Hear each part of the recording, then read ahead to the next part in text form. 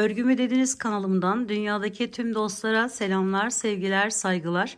Bu videomda sizlere illüzyon tekniği kullanarak yapmış olduğum tığ işi olarak yapmış olduğum bu güzel kalpli desenin nasıl yapıldığını anlatmak ve paylaşmak istiyorum. Umarım sever ve beğenirsiniz arkadaşlarım. Bakın böyle çok güzel bir görüntüye sahip, battaniyelerden hırkalara, atkılara, şallara varana kadar dilediğiniz her türlü örgüde rahatlıkla kullanabilirsiniz. Özellikle çift taraflı olması da büyük bir ayrıcalık katıyor modelimize. Bakın burada kırmızı dışı, ilk kalplerimiz siyah. Burada gördüğünüz gibi dışı siyah, içi kırmızı kalplerimiz var arkadaşlarım. Modelimi yaparken Alize Artisan isimli ipleri kullanarak yaptım bu parçayı, modeli. Ve numaralarını da şöyle söyleyeyim. Bu kırmızı olan 56 arkadaşlarım. Diğeri de siyah, zaten 60 olarak geçiyor.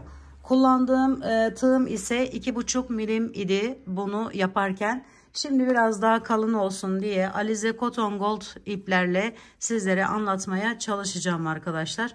Şöyle beyaz ipimizle başlayalım hemen. Her bir yerimizde, kalbimizin bu genişliğinde 21 tane zincire ihtiyacımız olacak.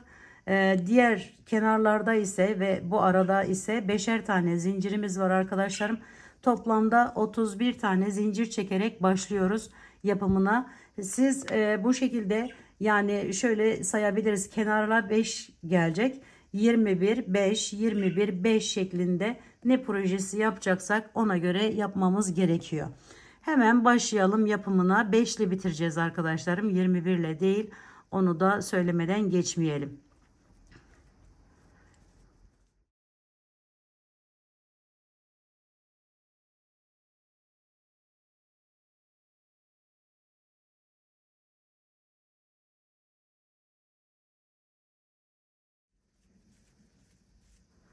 Evet, bir tanesini yapacağız. Bakın ipimiz kalın olduğu için ne kadar büyük oldu.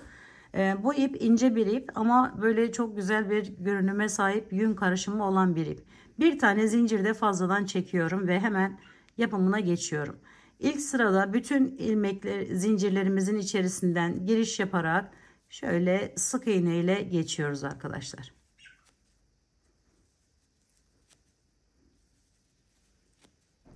Normal içerisinden alıp sık iğne yapıyoruz.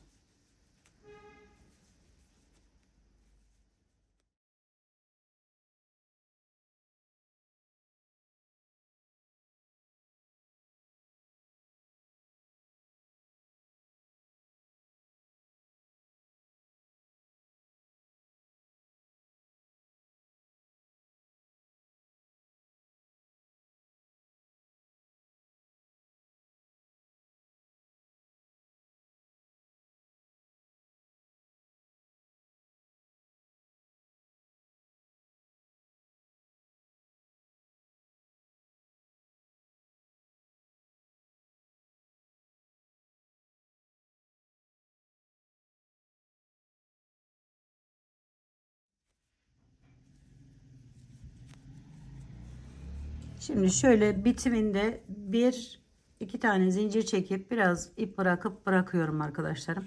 Şu şekilde bir görüntü elde ediyorum ilk sırada. Burası çift yönlü olduğu için her iki tarafı da kullanacağımız için önü ya da arkası olmayan bir işlem arkadaşlar. Şimdi burada kenardan bakın, hemen şu bitim yaptığım yerden giriş yapıyorum bu şekilde. Şöyle ve devam ediyorum. Bir tane buraya zincir çektim. Bu ipimi de bir müddet arkadan götüreceğim. Bu birinci yerim. 2 3 4 5 5 tane bu kenarda kalan yerimi bu şekilde yaptım arkadaşlarım. Devam ediyorum. 10 tane daha ilerliyorum. Yani 15 tane buraya kenardan başlayarak sık iğnemizi yapıyoruz. Şimdi 6 7 8 9 10 11 12 13 14, 15. 16 benim tam orta yerim olmuş oluyor. 16.'yı arkadaşlarım bakın ipimi şu şekilde tığımın önüne geçiriyorum. Ve bakın şu V olan kısımların, bunları da V olan kısımların arka tarafından alarak yaptım arkadaşlar. Onu söylemeyi unuttum. Şimdi ipimi bu şekilde tutup buradan giriş yapıp bir tane buraya ters olan yerimi yapıyorum arkadaşlar. Daha sonra devam ediyorum. Diğer 15'i de aynı gelirken yaptığımız gibi buralardan alarak tamamlıyorum.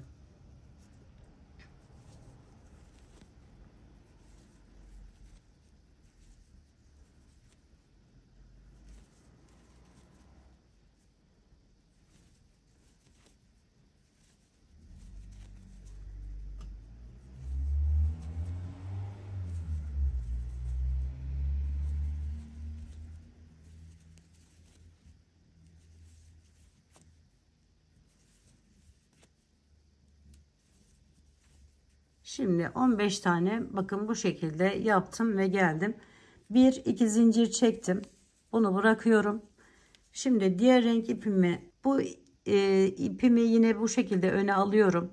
Tığımla şöyle alıp 15 tane ilerliyorum. Yani diğerinin üzerine gelene kadar buna ters örgü diyelim. Ters olarak örüyoruz arkadaşlar.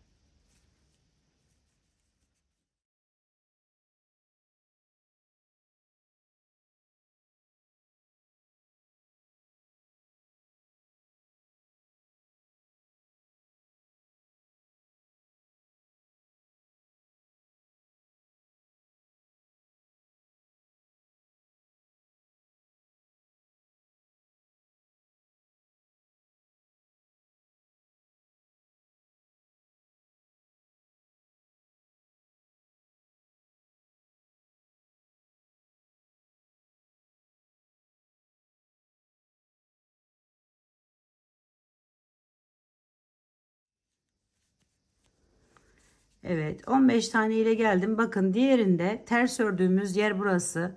Şu şekilde çeviriyorum ve bunun arka tarafından giriş yaparak buraya bir tane düz olarak örüyorum. Sonra diğerlerini de yine aynı şekilde tersten örerek devam ediyorum.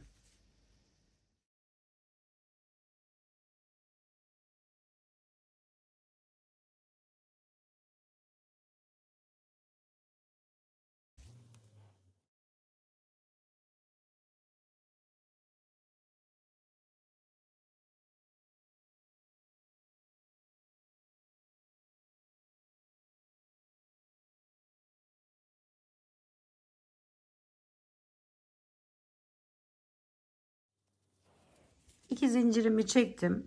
Şimdi bununla bu ortaya ya gelene kadar, iki kalana kadar arkadaşlar, burada ördüğümüz düz yere gelene kadar ters olarak devam ediyorum.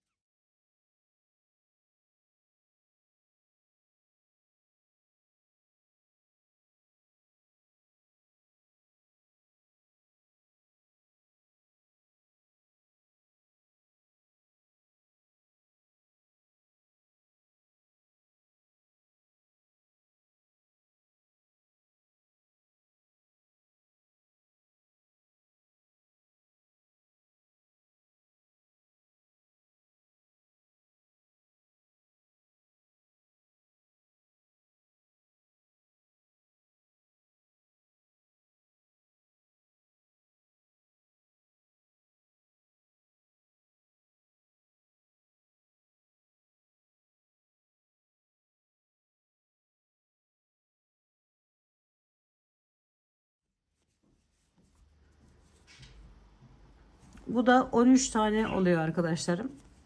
Bu kenardan başlayınca 13 tane ilerledik ters olarak. Şimdi bakın. Buranın beyaz olanın tersi burada. Bu şekilde kalacak.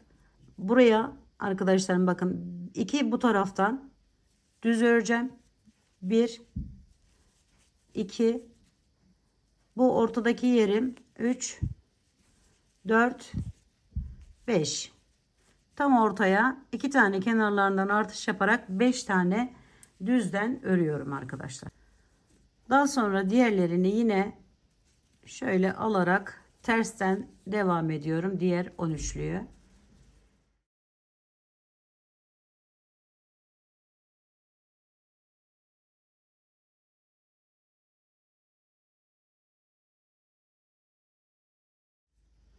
...15 olan sayımızı 13'e düşürmüş olduk. Ortayı da 5'e çıkarttık arkadaşlar.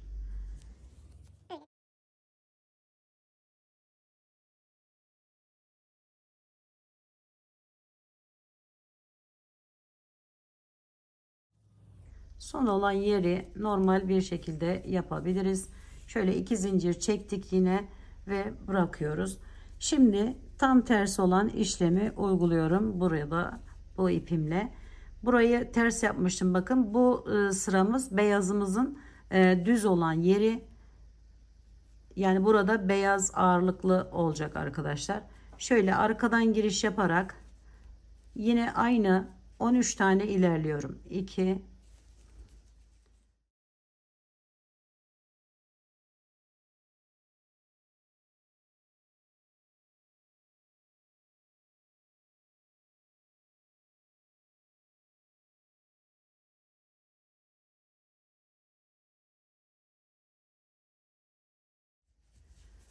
13 tane geldikten sonra bakın düz olan yerime geldim. Şöyle göstereyim iyice net olarak anlaşılsın. 2 4 5 tane buraya tersten şöyle ipimi alarak ters olarak örüyorum.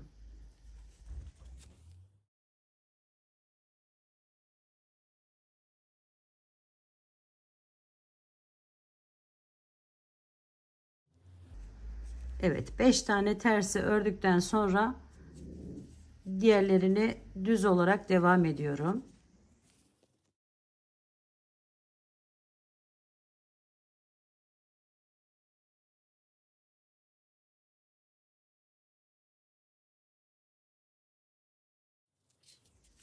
İki zincirimi çektim.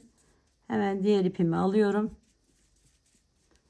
Burada bakın arada kalan rengimiz kırmızı. Yani düz olarak devam edeceğiz. 13 olan sayıyı arkadaşlarım 11'e düşüreceğiz. 1. Aradaki sayıyı da 7'ye 9'a çıkartacağız. 1 2 3 4 5 6 7 8 9 10 11. 11 tane yaptım. Bakın bu burada düz olan şuradan başlıyor arkadaşlar. Şurası düz. 1 2 ilerledim ve buradan giriş yaparak şöyle tersten 9 tane örerek devam ediyorum. 5'ti, 1'di, 5 oldu. Şimdi 9 olacak arkadaşlar. 2 3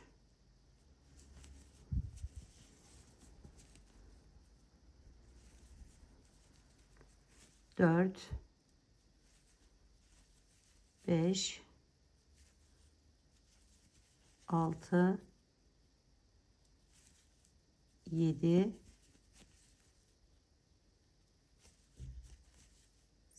8 9. Evet. Şimdi 11 tane yine düz bir şekilde örerek diğer rengime geçiyorum.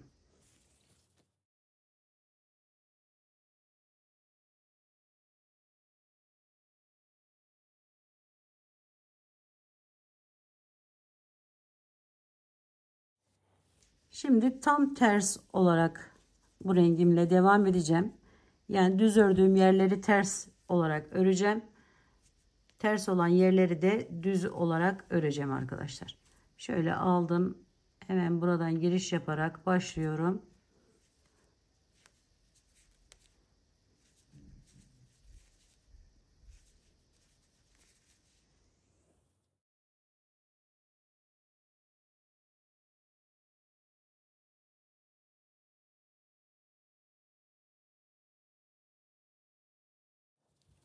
Yine 11 tane ile geldim gördüğünüz gibi. Şimdi buradan itibaren arada 9 tane düz olarak örerek devam edeceğim.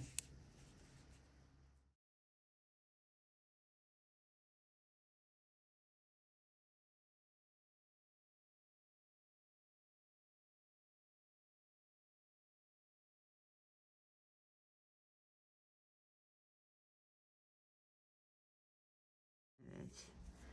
Diğerlerini yine tersten örerek devam edelim.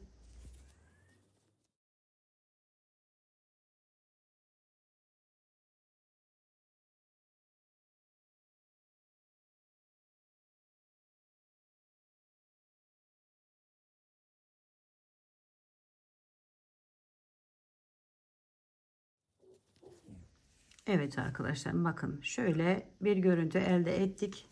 Bu tarafı da bu şekilde. Şimdi bunu aynı gösterdiğim gibi bu ortadaki sayı 21, kenarlarda da 5 olana kadar 2 2 arttırarak devam ettirelim arkadaşlarım. Ve orta 21 olduğunda tekrar devam edelim modelimizin geri kalan kısmına. Aynı şekilde hiçbir değişiklik yapmadan böyle kenarlardan 2 2 alarak bu şekilde devam ediyoruz. Fazla zamanınızı almak istemiyorum. Artış şekli bu şekilde yaparak gelelim arkadaşlar.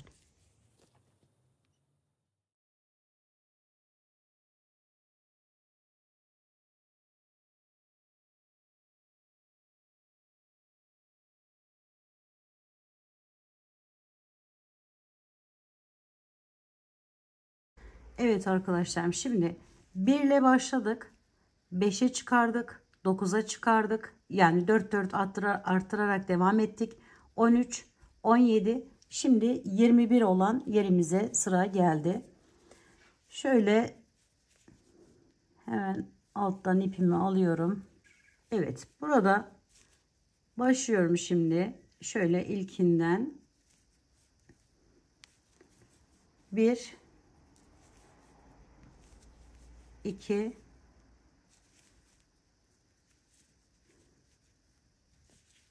3 4 5. 2 tane daha artıracağım. 22 tane düzden öreceğim bu sırayı. 1 2 3 4 5, pardon, 21 tane devam edeceğiz arkadaşlar.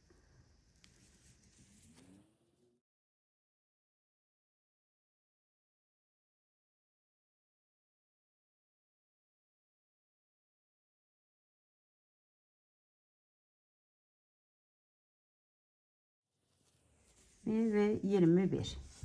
Şimdi diğer 5'i yine tersten örerek devam ediyoruz.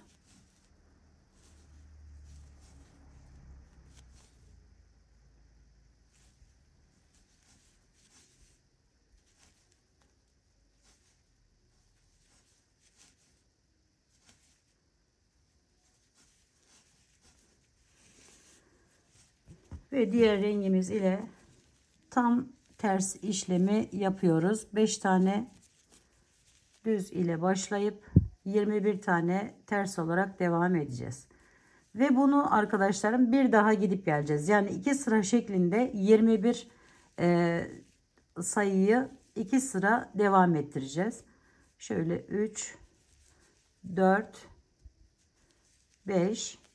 Şimdi 21 tane ters olarak devam edelim ve bu yaptığımız 2 sırayı bir sıra daha aynı şekilde yapalım ve artık yavaş yavaş kalbimizin bu ayrım yerine gelelim arkadaşlar. Evet, bir sıra daha 21 şeklinde yaptıktan sonra yine bakın burayı 5 olan sayıyı bir tane kaydırarak 6'ya çıkartacağım. 1 2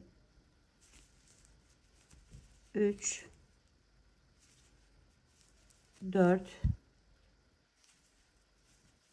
5 6. Bakın bir tane buradan düz olan yeri terse çevirdim. Şimdi 6'ya çıkardıktan sonra 9 tane şöyle ilerliyorum. Bir düz olarak 1 2 3 4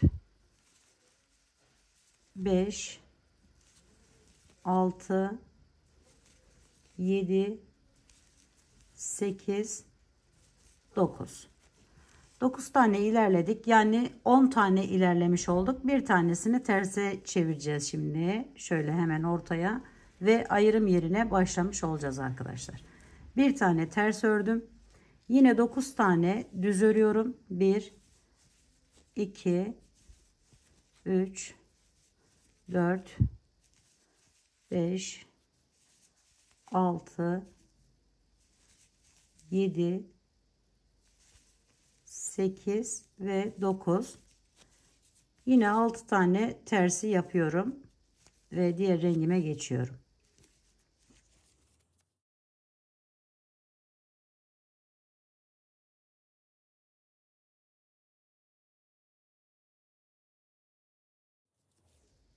Bununla da tam ters işlemi uyguluyorum. Şöyle 1 2 3 4 5 6 ve 9 tane yine tersten devam ediyorum.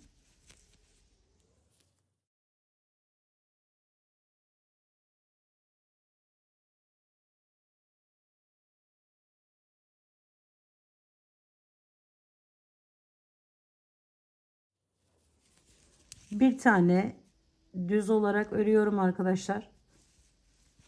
Tekrar 9 ters 6 düz şeklinde yaparak bitiriyoruz.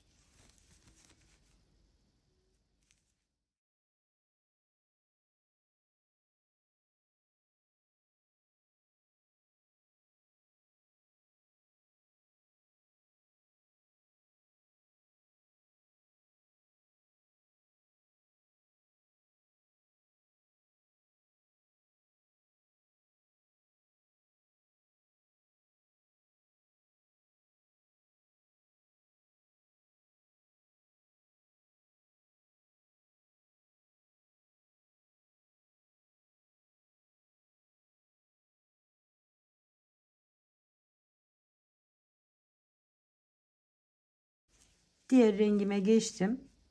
Şimdi bu 6 olan sayıyı 7'ye çıkartıyorum. 1 2 3 4 5 6 ve 7. Burada 9 tane yerim vardı. Bunu da 7'ye düşürüyorum arkadaşlar. 1 2 3 4 5 6 7. Arada bir tane bakın düzümüz vardı. Şimdi bunun sayısını 3'e çıkartıyorum. 1 2 tam ortası, şöyle yakından göstereyim, bakın ters altındaki beyaz, 2 ve 3. Sonra yine 7 tane ters 7 tane düz ile bu rengimizi tamamlıyoruz.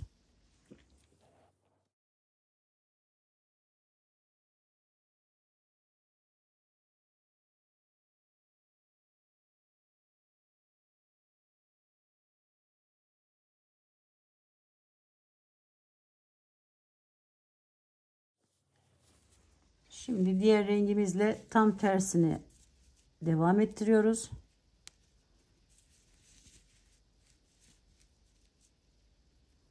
Yedi tane ters.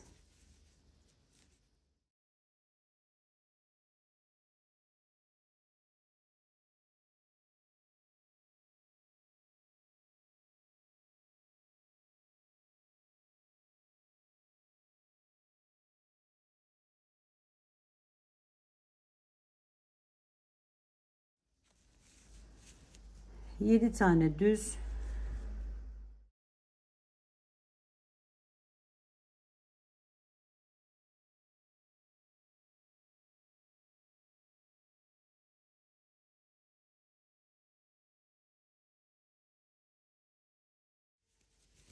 3 tane ters araya,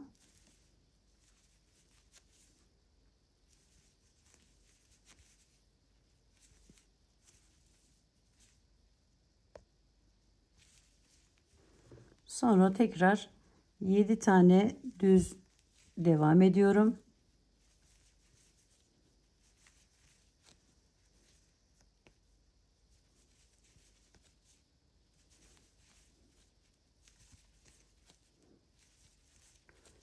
Yedi tane de tersten bitiriyorum.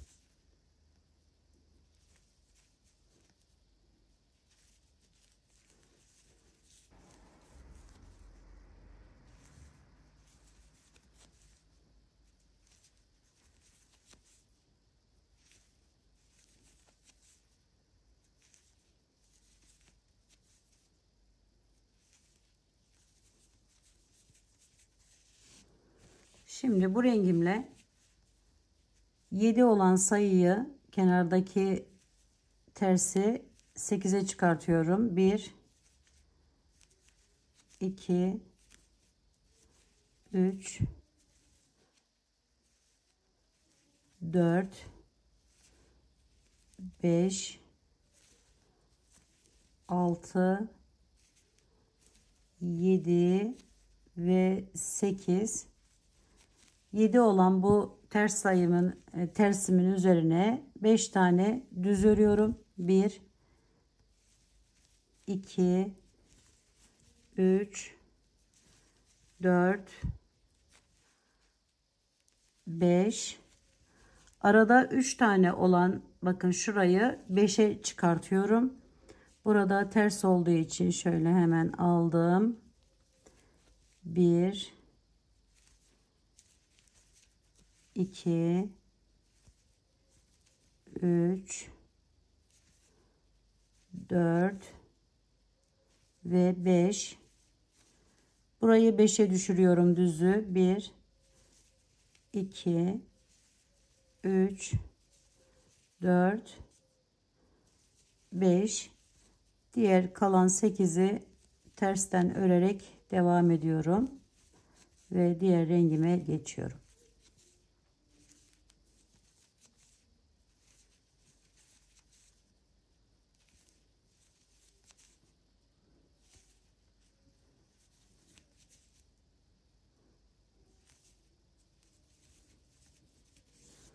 Evet, bu rengimizle de son sıramızı yapalım. Tam tersini uygulayacağız. Şöyle 1 2 3 4 5 6 7 8. 5 tane ters yapıyorum buraya.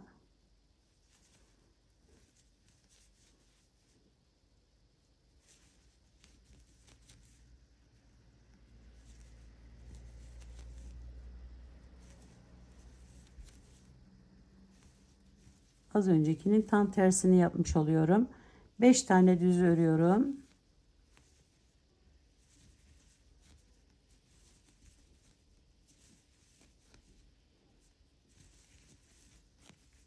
Tekrar 5 ters.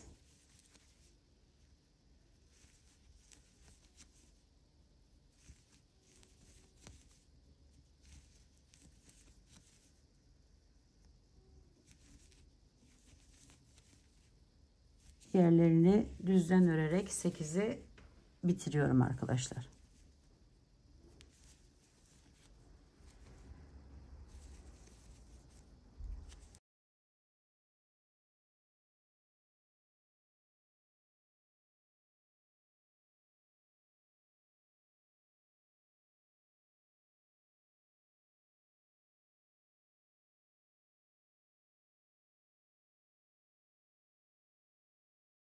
Evet, böylelikle bakın kalbimizi tamamladık arkadaşlarım.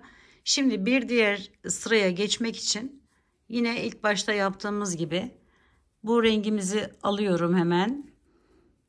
Düz bir şekilde öreceğim ve devam edeceğim arkadaşlar. Şöyle aldım. Bu rengimin düz olarak hepsini şöyle alıyorum ve düzden bir sıra gidiyorum.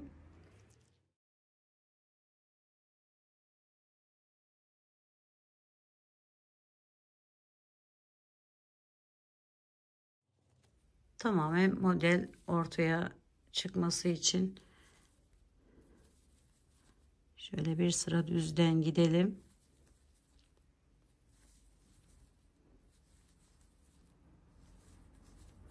Burası beyaz ağırlıklı yerimiz olduğu için bu şekilde yapıyoruz arkadaşlar.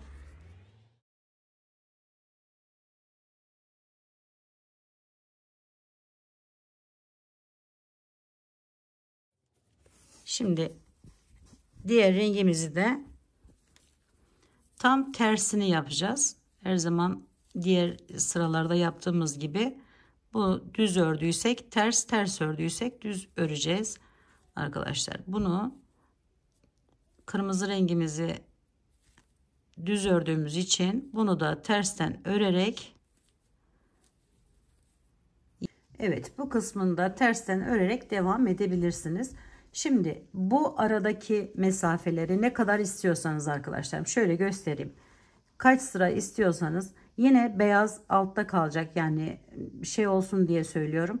Bu altta kalacak şekilde diğer rengimiz ile modeli koyacağımız şekilde devam edip bitirebiliriz. Böyle aradaki mesafeyi dediğim gibi kaç sıra istiyorsak o şekilde ayarlayabiliriz.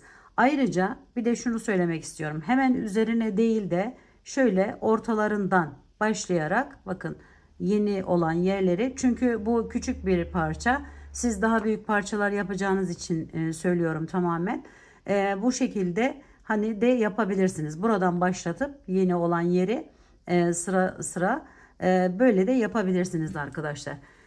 Bir de unutmadan şeyi söylemek istiyorum. Şimdi böyle bir parça yaptınız, mesela bir hırkanın şöyle alt kısmına bir kol çalışması, mesela bu şekilde yapabilirsiniz.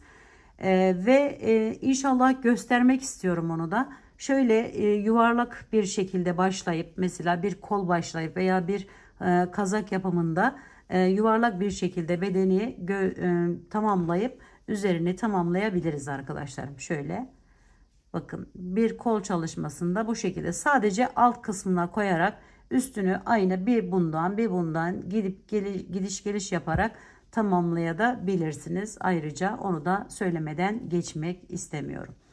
Evet, umarım modelimi sevmiş ve beğenmişsinizdir. Örgümü dediğiniz kanalıma abone olmayı, beğenmeyi, yorum yapmayı, paylaşımda bulunmayı unutmazsanız çok mutlu olurum arkadaşlar. Bir dahaki en farklı örgü, model ve tekniklerinde görüşmek üzere.